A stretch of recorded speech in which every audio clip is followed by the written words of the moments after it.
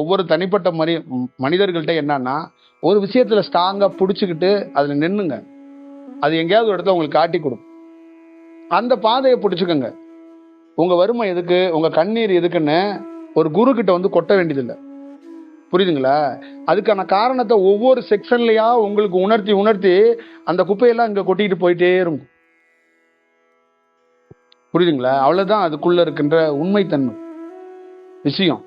இப்ப உங்ககிட்ட இருந்து ஒரு ஒரு சின்னதா ஒரு நெகட்டிவான ஒரு பொருளை வாங்குறோம்னா அது சொல்லிட்டா வாங்குறோம்.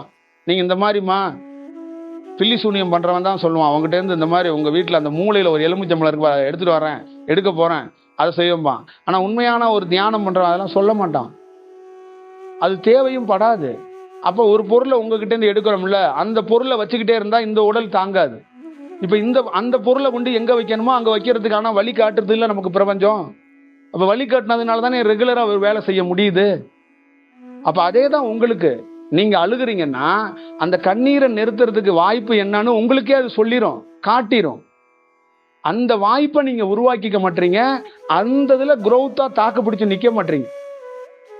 ஒரு சின்ன காத்தடிக்கும் போதே விழுந்துடுறீங்க. புரியுதுங்களா?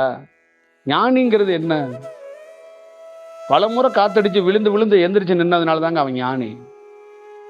புரியுதுங்களா? கல்கத்தாவில் காளிய பல நாள் காட்சி கொடுன்னா அவன் காட்சியா கொடுத்தா, கழுத்துல அறுத்துக்க போறேன்னு அந்த லாஸ்ட் மினிட்ல என்ன எல்லா எஸ்டிமே கடந்துட்டாரு.